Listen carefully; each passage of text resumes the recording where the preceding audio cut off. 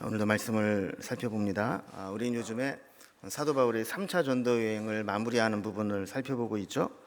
이제 바울이 3차 전도 여행을 다 마무리하고 이제 예루살렘으로 향하고 있습니다. 우리 지난 시간에는 바울이 유럽의 마게도니아 지역 또 아가야 지역 이쪽을 다 돌아보고 이제 돌아오면서 드로아라는 곳에 있었던 일들을 살펴봤습니다. 그때 무슨 일이 있었죠? 예, 예, 그런 일이 있었어요. 드로아에서 이제 마지막 집회를 합니다. 이제 어쩌면 내가 예루살렘으로 가면 다시 만나지 못할 수도 있을 것 같다 하는 마음으로 고별 설교를 하면서 이제 집회를 하는데 마지막 설교다라고 생각을 했던지 바울이 설교가 길어졌어요. 그러다 보니까 하루 종일 힘써 일하고 왔던 유두고라고 하는 청년이 사람들이 꽉 차서 이 다락방의 2층에 창틀에 앉아가지고 설교를 듣다가 그만 졸았어요. 졸았는데 그냥 살살 졸아야 되는데 아마 그냥 팍 조는 바람에 2층에서 떨어져 버린 거예요. 그래서 밑에 탁 떨어졌는데 보니까 유도고가 죽었죠. 그래서 사도행전을 기록한 누가가 의사였는데 의사가 볼 때도 이미 숨이 끊어진 겁니다. 이때 우리가 그런 생각을 했었죠. 자칫하면 이 사건은 교회에 큰 시험거리가 될 수도 있고 교회에 큰 타격을 줄 수 있는 문제가 되는 사건이었지만 하나님께서는 바울을 통해서 유두고를 다시 살리셨습니다.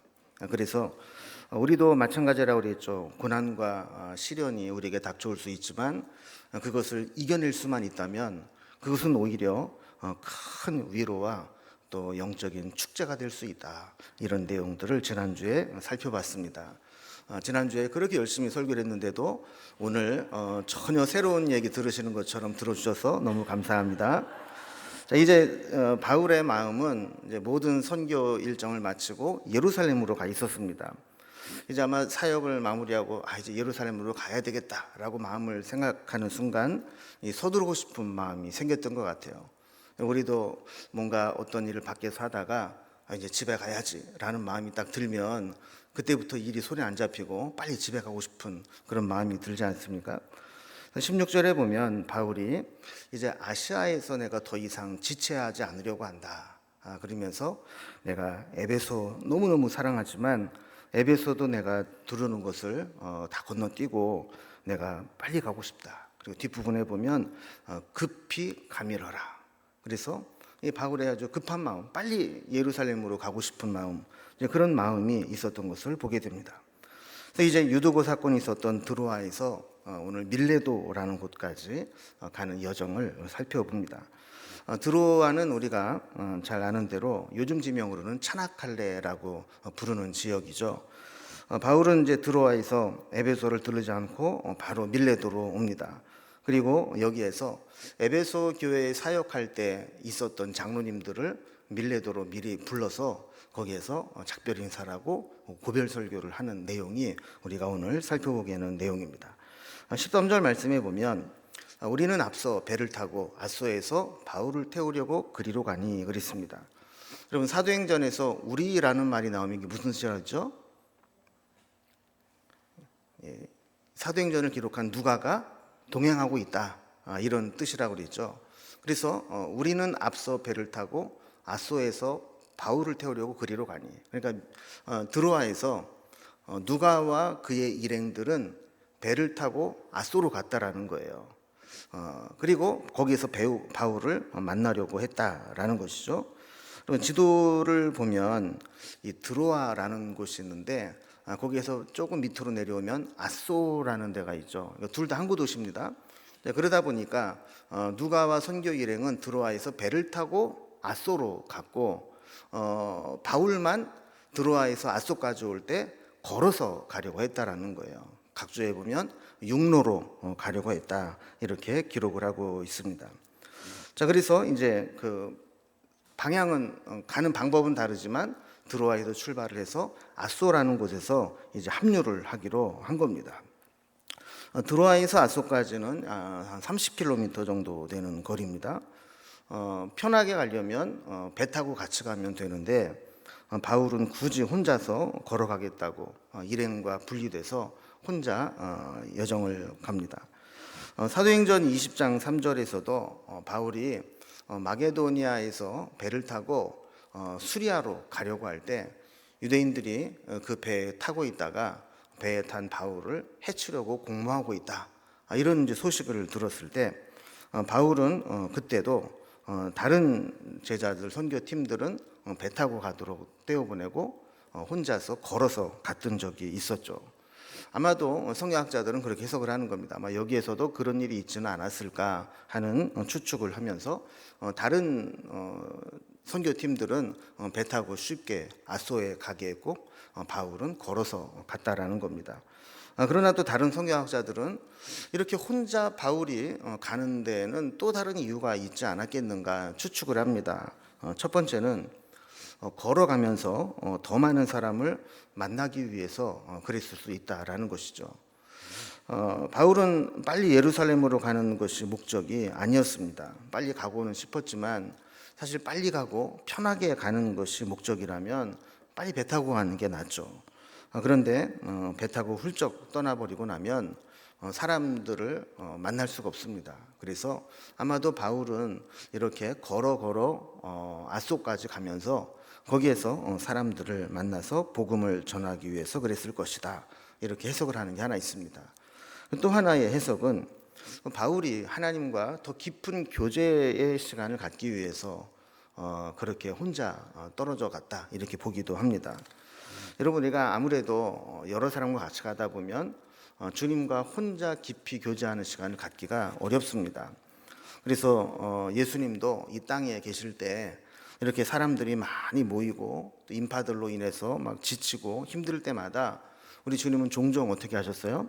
사람들을 피해서 한적한 곳에 나가서 하나님과 교제했던 것들을 보게 되죠. 그래서 밤이 맞도록 기도하기도 하고 새벽 미명에 기도하기도 하고 심지어는 제자들마저도 떠나서 홀로 하나님과 만남의 시간을 가졌던 것을 보게 됩니다. 바울도 마찬가지죠. 바울도 이제 예루살렘으로 가면 내가 거기에서 잡혀서 죽을지도 모르겠다라는 절박감을 가지고 있었기 때문에 내가 지금 가고 있는 길이 올바른 길인가, 내가 지금 바른 길로 가고 있는가, 내가 이 사명을 감당할 수 있겠나, 이런 생각을 하면서 하나님께 확인하고도 싶었겠고 또 하나님과 깊은 교제를 나누고 싶었던 그런 마음이 생겼을 것입니다. 자, 그래서 14절 이하에 보면 아소에서 이제 만나게 됩니다. 따로따로 왔지만 아소에서 이제 선교팀들과 모임을 하게 되고 이제 배를 타고 예루살렘으로까지 가는 여정이 소개되어 있습니다. 한번 지도를 보면서 갔던 일들 한번 정리를 해보겠습니다. 자, 아까 드로아에서 아소로 왔죠. 아소에서 이제 배를 타고 가는데 지금부터 이제 가는 곳들은 다 섬들입니다. 그래서 배를 타고 한 번에 쭉 오는 것이 아니라 아마 요즘으로 말하면 직항이 없었던 것 같아요. 그래서 여기에서 다음 섬, 거기에서 다음 섬, 거기에서 다음 항구, 이렇게 가는 배들을 아마 갈아타고 간 것이 아닌가, 이렇게 추측을 해봅니다. 자, 아소에서 배를 타고 함께 출발했습니다. 그 다음에 어디로 갔다고 그랬어요? 미둘레네라는 섬에 갑니다. 그리고 그 다음 날 기오라는 섬으로 갑니다. 그리고 그 이튿날 사모, 우리 집사람이 아니고 사모라는 섬으로 갑니다. 그리고 거기에서 다음 날 밀레도라는 항구로 오게 됩니다. 그래서 아마 하루에 배를 타고 가서 거기서 하룻밤 머무르고 그 다음에 또 배가 또 다음 섬으로 가는 것을 갈아타고 또 가고 아마 그렇게 가는 것이 아닌가 봅니다. 그래서 바울의 여정을 보면 이렇게 아소에서 밀레도까지 4박 5일 동안 배를 타고 계속 옮겨 다니는데 이게 보면은 이제 빨리 가도 280km, 300km 정도 되는 거리입니다. 이런 거리를 배를 타고 가고 또 거기에서 또 바울이 또 가만히 있었겠습니까? 하룻밤 자면서 또 만난 사람마다 전도하고 이렇게 하면서 밀레도까지 오게 된 겁니다. 그리고 요즘같이 뭐 여행 조건이 좋은 상황에서도 이렇게 먼 거리를 배를 타고 가는 것들은 쉬운 일이 아닙니다. 그런데 당시에 이렇게 열악한 교통 상황에서도 강행군을 하면서 바울은 계속 이동을 하고 있었던 것이죠. 자, 그리고 16절에 보면 이제 바울이 아까 살펴본 것처럼 급한 마음이 있었던 것 같아요. 그래서 서둘러서 예루살렘으로 가려고 했습니다. 처음에는 이게 6월절에 가려고 했었죠. 지난번에 마게도니아에서 배를 타고 가려고 했을 때 못 갔을 때 있잖아요. 그때 이제 그 육로로 오면서 6월절에 예루살렘을 가지 못하게 됐습니다. 그 6월절부터 50일이 지난 후에 있는 절기가 무슨 절기라고요? 오순절. 그래서 내가 6월절에는 못 갔지만 이번에 오순절에는 예루살렘으로 가서 이 절기 때 사람들이 모이고 또 예루살렘 교회가 모였을 때 그때는 내가 꼭 가서 교제를 해야 되겠다, 이런 마음을 좀 갖게 된 겁니다. 그러니까 이게 날짜가 정해져 있으니까 마음이 이제 급할 수밖에 없는 거죠. 특별히 지금 예루살렘에 있는 교회들은 큰 어려움이 있었습니다. 그래서 그 당시에 문헌을 보면 예루살렘 지역에 큰 흉년이 들었는데, 여러분 원래 이게 흉년이 들고 재난이 생기면 부자들이 타격을 입는 게 아니라 어려운 사람들이 제일 먼저 타격을 입습니다. 그러다 보니까 그 당시에 가장 사회적 약자이고 소외됐던 사람이 기독교인들 아니에요. 유대교 문화에서 이 기독교인들은 아주 소외당하고 있었는데, 그런 이야기를 듣고 바울이 마게도니아나 아시아 지역에서 연보를 모읍니다.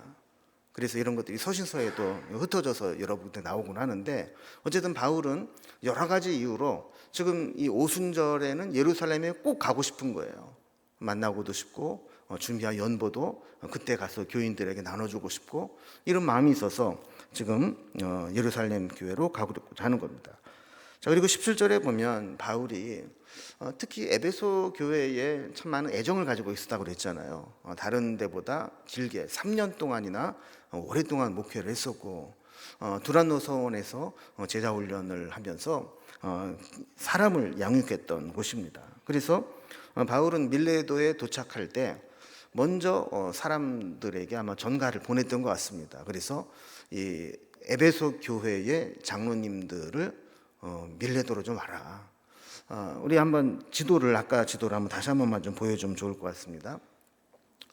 지도를 보면 여러분, 에베소라는 곳 바로 밑에 밀레도가 있습니다. 밀레도에서 바로 위에 보면 에베소가 있죠. 그러니까 약 한 48km 정도 떨어져 있다고 하는데, 이렇게 빨리 사람을 보내서 바울이 좀 지체할 수 없고, 또 사람 마음이 그렇잖아요. 아무리 내가 금방 얼굴만 보고 와야지 그래도 또 좋아하는 사람 만나면 또 한참 또 주저앉을 수 있어요. 그러니까 장로님들만 대표로 부른 겁니다. 자, 그래서 우리가 사도행전 20장에서는 이 바울의 심정을 이해하고 지금 상황을 이해해야 되는데, 아까도 말씀드린 것처럼 바울은 이제 3차 전도여행을 마무리하고 예루살렘으로 가면서 우리가 다음 시간에 더 구체적으로 보겠지만, 성령께서 여러 가지 경로를 통해서 바울에게 이번에 예루살렘으로 돌아가면 너는 안전하지 못한다, 생명의 위협이 있다, 죽을 수 있다라는 사인을 계속 주십니다. 그러다 보니까 이 바울의 입장에서는 이 예루살렘으로 가면서 만나는 이 만남들이 예사롭지 않은 겁니다.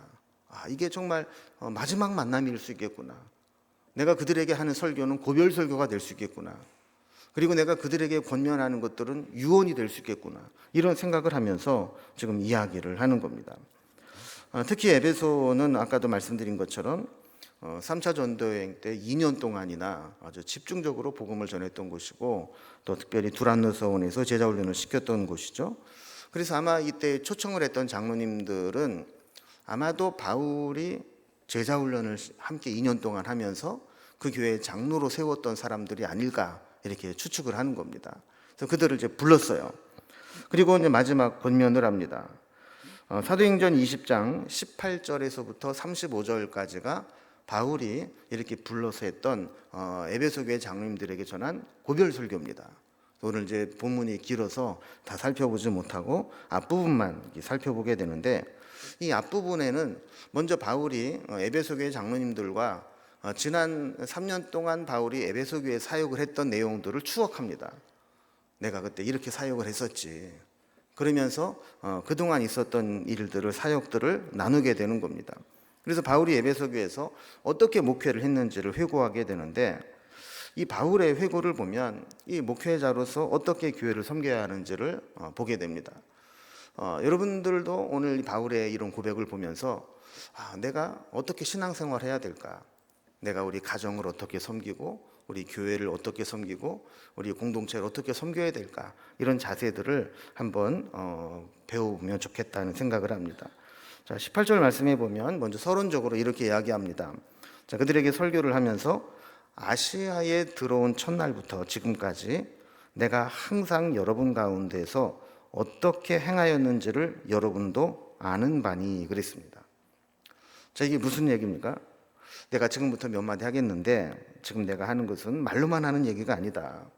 내가 여기에 와서 에베소 교회에 와서 어떻게 사역을 했는지, 내가 항상 너희 가운데서 어떻게 했는지 너희가 다 증인이다. 내가 어떻게 사역했는지 다 너희가 보고 너희들이 증명해 줄 수 있다. 이런 얘기를 하는 겁니다. 그럼 사람이 어떤 말을 할 때 그 말에 권위가 있으려면 몇 가지 조건이 맞을 때 권위가 생깁니다. 뭐 예를 들면 어떤 법적인 지위가 있는 사람이 이야기를 할 때 권위가 생길 수 있죠. 또 어떤 경우에는 전문가가 이야기할 때 권위가 생깁니다. 동네 아줌마 아저씨가 하는 얘기하고 전문가가 어떤 학설과 예와 또 팩트를 가지고 설명하는 것과는 우리가 느끼는 게 다르잖아요, 그죠? 근데 우리가 일반적으로 생각할 때 그 사람의 말에 권위가 있느냐, 가장 보편적인 것은 뭐냐면 그 사람이 말한 대로 살고 있느냐, 그가 말하는 것에 진실함이 있느냐, 여기에 말의 무게가 달라질 수 있는 것이죠. 여러분, 우리가 예를 들어서 말은 번지르르하게 잘하는데 자기는 전혀 그렇게 살지 않아요. 그러면서 자꾸 그런 얘기를 하면 뭐라 그럽니까? 말은 잘하네 이러잖아요. 여기는 아무런 권위가 없는 거예요. 말에 무게가 없는 겁니다. 그래서 말로는 뭐 이래야 된다 저래야 된다 하면서 실제로 자기는 아무것도 안 해요. 그러면서 또 그런 얘기하면 너나 잘하세요 이런 마음이 막 생기는 거예요. 여러분, 바울도 마찬가지였습니다. 바울이 내가 아시아에서 온 첫날부터 지금까지 항상 어떻게 행하였는지 여러분이 아는 바라. 여러분, 여기서 바울에는 누구도 트집을 잡을 수 없는 거죠. 다 아는 바고 다 노출된 바고 이미 증명된 것이기 때문에 그렇다는 겁니다. 여러분, 말은 누구나 할 수 있습니다. 그러나 말한 대로 사는 것은 쉽지 않습니다. 그래서 말한 대로 살려면 어떻게 해야 됩니까? 일단 바른 말을 내뱉었어요. 근데 자기가 말한 대로 살아야 돼요. 그러면 자기 희생이 필요하고 자기 수고가 필요하고 때로는 자기를 죽이는 작업이 필요한 거죠. 왜요? 남이 잘못할 때 비판은 잘해요. 그런데 그게 내 문제가 되면 나는 자유로울 수가 없을 때가 많아요. 그러니까 내가 말한 대로 행하려면 어떻게 됩니까? 나를 죽여야 되는 거예요. 그러니까 사람이 자기가 말한 대로 산다는 게 참 힘든 일입니다. 여러분, 우리가 자녀들에게도 마찬가지죠. 자녀들에게도 그들에게 정말 신앙의 유산을 남겨주려면 부모들이 자녀에게 어떻게 말할 수 있어야 됩니까? 너는 내가 어떻게 하나님을 믿고 하나님께 어떤 복을 받았는지, 내가 믿음으로 살려고 어떻게 노력했는지, 내가 너희들을 위해 어떻게 기도로 너희들을 키웠는지 너희들이 아는 바야. 나는 내가 만난 하나님 너희도 만났으면 좋겠어. 내가 하나님께 받은 은혜와 축복 너희들도 받았으면 좋겠어. 이렇게 말할 수 있어야 자녀들도 뭔가 그래, 나도 엄마 아빠 보니까 하나님 살아계시는 것 같아. 나도 그 하나님 믿고 하나님 은혜 가운데 살았으면 좋겠어. 이런 마음이 들지 않겠습니까? 맨날 집에 와갖고는 교회 흉보고 목사님 흉보고 그냥 싸운 얘기하고 막 이러면서 니들은 신앙생활 잘해야 돼 그러면 자녀들이 뭐라 그럴까요? 그렇게 얘기를 할 거라고요. 그러니까 우리에게 그런 게 참 어려운 겁니다. 그래서 내가 말은 쉽게 할 수 있지만 정말 말한 대로 살 수 있느냐. 여러분, 고린도전서 11장 1절에 보면 바울이 이런 얘기를 합니다. 내가 그리스도를 본받는 자가 된 것 같이 너희는 나를 본받는 자가 되라. 여러분, 이렇게만 살 수 있다면 세상에서 성공하지 못해도 이 사람은 하나님 앞에 성공한 사람이라고 저는 믿습니다. 그렇지 않겠습니까? 내가 그리스도를 본받고 그리스도처럼 살려고 그렇게 애쓴 것처럼, 너 다른 거 본받을 거 없어. 내가 그렇게 애쓰고 수고한 거, 그것만 본받으면 돼. 이렇게 이야기할 수 있어야 되는 거죠. 또 첫날부터 지금까지 내가 항상 여러분 가운데서 어떻게 행했는지를 아는 바다. 이 얘기는 뭐냐면 바울은 그의 삶이 100% 투명하게 노출된 삶을 살았다는 거예요. 여러분, 그의 삶 속에는 감추는 것도 없고 숨기는 것도 없습니다. 내가 어떻게 살았는지 너희들이 항상 나를 지켜봐 왔다. 이렇게 이야기한 것은 그의 삶이 누구에게 보여도 부끄러움이 없는 삶을 살았다는 겁니다. 여러분, 어떤 사람은 참 감추는 것이 많은 사람이 있습니다. 연락도 잘 안 되고 어떨 때는 비밀도 많고 신비주의로 사는 사람들이 있습니다. 투명하지 못한 사람은 신뢰하기가 어려운 거죠. 근데 바울은 내가 항상 너희 가운데 어떻게 행했는지 너희가 아는 바다. 다 노출된 삶을 살았다는 거예요. 자, 그러면서 19절 이하에 보면 바울이 어떻게 살았는지를 구체적으로 이야기합니다. 곧 모든 겸손과 눈물이며 유대인의 관계로 말미암아 당한 시험을 참고 주를 섬긴 것과 유익한 것은 무엇이든지 공중 앞에서나 각 집에서나 거리낌이 없이 여러분에게 전하여 가르치고 회개와 믿음을 증언한 것이라 그랬습니다. 여기 보면 몇 가지 중요한 개념들이 나옵니다. 겸손, 눈물, 참고 주를 섬긴 것, 그리고 거리낌이 없이 말씀을 전하고 증언한 것. 이것이 바울이 구체적으로 노출되면서 보여준 삶이었다라는 거예요. 여러분이 만약에 지금까지의 삶을 회고하면서 내가 이런 삶을 살았다라고 말한다면 여러분 어떻게 고백할 수 있겠습니까? 바울의 모습을 보면서 우리의 모습을 한번 비교해 보면 좋을 것 같습니다. 그럼 바울이 추억한 자기 자신의 삶의 자세 4가지는 어떤 것이 있을까요? 첫 번째로 그는 겸손의 모습으로 사역했다, 이렇게 이야기를 합니다. 그래서 바울은 19절에서 그랬죠. 곧 모든 겸손과 그랬어요. 그냥 겸손이 아니고 모든 겸손이라 그랬어요. 그 모든 일에 겸손했다는 거죠. 누구 앞에서든지 겸손했다는 거예요. 그럼 사실 바울은 자기를 내세우려면 자랑할 만한 것들이 너무너무 많았습니다. 그가 만약에 정말 대접받고 대우받으려고 생각을 했다면 그 이유는 차고 넘쳤습니다. 그럼에도 불구하고 그는 모든 일에 겸손했다고 이야기합니다. 근데 전 이 바울을 볼 때마다 참 부끄럽죠. 그런 바울도 그렇게 겸손하게 살았는데 우리는 뭐 내세울 게 있다고 그렇게 자기를 드러내고 싶고 알아달라고 그러고 안 알아주면은 삐지고 이렇게 사는지 모르겠어요. 저는 가끔 그런 생각을 해요. 야, 이게 진짜 겸손한 게 진짜 어렵다. 저는요, 설교를 잘하는 것보다 겸손한 게 너무 어려워요.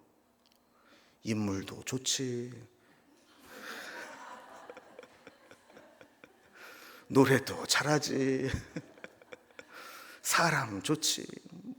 이러니까 겸손할래야 겸손하기가 참 어려워요. 다른 거는 노력하면 돼요. 그런데 이 겸손이라는 거는 내 속에 있는 자아가 언제부터인지 모르게 막 꿈틀꿈틀 막 튀어오르면 나도 모르는 사이에 그냥 자뻑하게 되고 그냥 막 왕자병 기질이 막 도져가지고 겸손이 안 돼요. 겸손이. 겸손한 척 하려고 제가 엄청 애를 쓰는데 혹시 아셨어요? 정말 어려워요. 겸손하는 게. 여러분, 바울이 정말 그렇게 자기를 드러낼 것이 많고 정말 그렇게 목숨을 내놓고 헌신하고 사역하고 이렇게 했음에도 불구하고 나는 모든 겸손으로 사역했던 것 너희들이 아는 바 아니냐, 이렇게 말할 수 있다면 여러분 우리는 어떻습니까? 그래서 여러분 만약에 자랑하고 싶고 겸손이 안 되는 분들은 바울을 한번 딱 이렇게 비교해 보세요. 바울도 겸손했는데 나까짓게 안 겸손할 이유가 무엇인가? 바울과 비교해 볼 때 나는 자랑할 만한 게 있다. 그러면 그때 자랑하세요. 그게 안 되면은 세상 말로 좀 찌그러져 가지고 그냥 겸손하게 사는 게 은혜로운 겁니다. 여러분, 겸손하면 내가 드러낸 것 이상으로 사람들이 존경해 줍니다. 세상에서 제일 추한 게 뭐냐면 자기가 자기를 막 드러내는 거. 자기가 자기를 막 대접받으려고 하는 거. 그러면 사람들이 그 모습 보면서 대우해 줍니까? 다 욕하죠. 차라리 겸손하면 저 사람 저런 대우 받을 사람이 아닌데 참 겸손해. 이러고 존경이 되는 거예요. 두 번째로 바울은 어떤 삶을 살았을까요? 눈물로 사역했다라고 자신을 돌아봅니다. 19절 계속 보면 모든 겸손과 눈물이며 그랬습니다. 여러분 눈물은 언제 나죠? 눈에 뭐 들어갔을 때, 인공 눈물 넣었을 때, 뭐 이런 때도 눈물이 나지만 일반적으로 눈물이 난다는 것은 사실 사랑하는 마음이 있을 때 눈물이 납니다. 뭐 감동받았을 때도 나지만 여기서 바울이 말하는 눈물로 사역했다라는 것은 에베소 교인들을 향한 사랑하는 마음, 간절함 이런 것들이 있었다라는 거예요. 여러분 눈물은 단순히 눈에서 나오는 액체가 아닙니다. 그죠? 여기서 내가 눈물로 목회했다라고 하는 것은 그게 정말 에베소 교인들을 사랑했다는 거예요. 근데 여러분 우리도 자녀를 위해서 기도할 때 눈물이 날 때가 있잖아요. 그죠? 언제 눈물이 납니까? 자녀들이 은혜를 받고 막 충만하고 성공하고 그럴 때 기도할 때 눈물이 납니까? 그 정도로 성공을 해봤으면 좋겠어요, 자녀들이. 그죠? 근데 대부분 우리가 자녀를 위해 기도할 때 언제 눈물이 나냐면 정말 자녀들이 믿음으로 잘 섰으면 좋겠는데 정말 바르게 살아갔으면 좋겠는데 아무리 권면을 하고 아무리 이야기를 하고 불가항력적으로 그렇게 막 자기 멋대로 살아가는 모습을 볼 때 사랑하는 마음이 크면 클수록 눈물이 나는 거예요. 바울이 에베소 교인을 향해서 눈물을 흘린 것은 바로 그런 눈물이었죠. 이 정도 말씀을 전했으면 변화가 돼야 되는데 이 정도 훈련을 했으면 제자로 살아가야 되는데 그렇지 못한 모습을 보면서 안타까운 마음으로 눈물로 목회를 했다라는 겁니다. 여러분 저희에게도 그런 눈물이 있으면 좋을 것 같습니다. 한 영혼을 품고 그 영혼이 주님께 돌아왔으면 좋겠는데 그것이 자녀일 수도 있고 옛날에 교회를 다녔던 친구일 수도 있고 누구일 수도 있지만 작은 그 한 영혼을 품고 눈물을 흘릴 수만 있다면 예전에 어떤 기도원에 갔더니 그 벽에 이런 문구가 써 있었어요.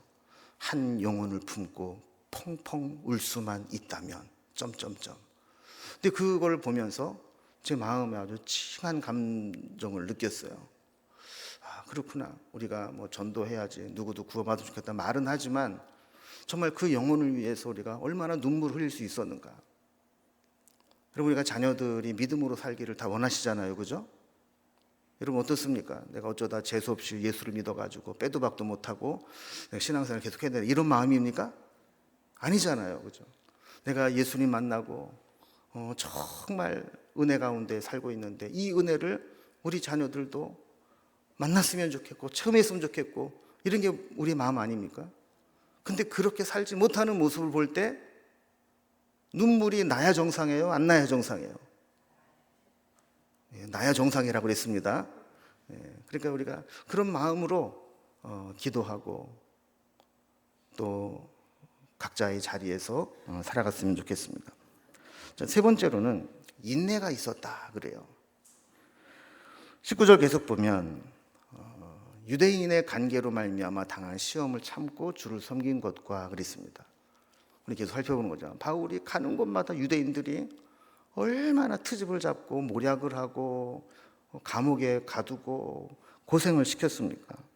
그런데도 불구하고 그는 그 시험을 참고 주를 섬겼다, 이렇게 이야기를 합니다. 그럼 참는 게 정말 힘들어요. 그래서 저는 마늘을 좋아해요. 그거라도 먹고 사람이 돼볼까 하고.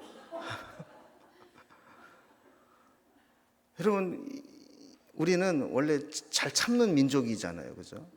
그래서 뭐 외세의 침략을 받고 뭐 어려운 일을 당해도 잘 참는 민족이었어요. 근데 요즘에는 못 참는 건지 안 참는 건지 참지를 못해요. 여러분, 참지 못하면 반드시 문제가 납니다. 참는 것 같은데 나중에 보면 더 크게 폭발을 해요. 이걸 보면요, 이게 참는 게 아니라 이를 갈고 있었던 거죠, 그게. 겉으로는 참는 것 같은데 속으로는 이를 막 갈고 있는 거예요. 한번 걸리기만 걸려라, 막 이러면서. 그럼 바울이 볼 때는 인내는 신앙인의 가장 중요한 성품이라고 생각을 했던 것 같습니다. 그래서 사랑장에 보면 고린도전서 13장이 사랑장이잖아요. 이 사랑의 속성을 이야기하면서 거기에 가장 중요한 개념으로 나오는 게 뭐예요? 사랑은 오래 참고, 사랑은 온유하며, 그 다음에 맨 뒤에 보면 바라고 견디느니라. 여러분, 이 온유함도 참아야 온유한 거예요. 사랑의 속성은 전부 다 참는 거, 바라고 견디는 거. 이게 사랑의 가장 큰 속성입니다. 이거 못하면 사랑 다 거짓말이죠. 여러분, 우리가 보통 누가 더 사랑하느냐 그러면 사실 참는 사람이 더 사랑하는 거예요. 누가 어른이냐, 참아주는 사람이 어른인 거예요. 누가 성숙한 사람이냐, 참는 사람이 성숙해지는 겁니다. 누가 제자이냐, 참는 사람이 제자입니다. 그래서 바울은 유대인의 관계로 당한 시험을 참았다 그래요. 그럼 바울이 고난을 규정할 때 여러 가지로 규정을 합니다. 첫 번째 고난은 내가 잘못해서 그 결과로 얻는 고난이 있어요. 또 하나는 하나님의 영광을 위해서 자발적으로 받는 고난이 있어요. 그리고 내 의지와 상관없이 애매히 받는 고난도 있다라고 이야기를 합니다. 근데 바울은 자기 잘못으로 당하는 고난이 아니었어요. 복음을 위해 살아가다가 시기를 받고 일부러 간사한 계략으로 올무를 놓고 누명을 씌우고 모함을 해서 고소를 하고 그래서 매를 맞게 하고 감옥에 가두기도 하고 이런 고통을 주었던 그 고난을 당했던 사람입니다. 근데 바울의 서신 어디에서도 그런 대우를 받았을 때 바울이 흥분하지 않았어요. 상처받았다고 얘기하지 않았어요. 시험에 들었다는 얘기도 안 했어요. 우리 같으면 어떻게 할까요? 시험에 들었네, 뭐 상처를 받았네, 뭐 누구 때문에 교회를 못 다니겠네, 뭐 이런 얘기 했을 거예요. 그는 그 일로 인해서 복음 전하는 사역을 중단하거나 포기하지도 않았어요. 그저 참고 인내하며 주를 섬겨왔던 것입니다. 여러분도 저처럼 마늘 많이 드시고 잘 참고 인내해서 사람 되기를 바랍니다. 네 번째로 바울은 전도하는 삶을 살았다. 기회를 얻는 대로 복음 전하는 일을 했다라고 추억합니다. 그래서 20절에 보면 유익한 것은 무엇이든지 공중 앞에서나 각 집에서나 거리낌 없이 여러분들에게 전하여 가르치고 그랬어요. 그럼 유익한 게 뭡니까? 유익한 것은 하나님을 아는 지식이죠. 복음이죠. 이거를 전하기 위해서는 공중 앞에서 노방전도했다는 얘기예요. 또 각 집에서 가정을 방문해서 가가호 전도했다는 거예요. 거리낌 없이 전해서 가르쳤다 그래요. 시간과 장소와 환경과 상황을 가르치지 않고 눈치 보지 않고 복음 전하는 일을 했다는 겁니다.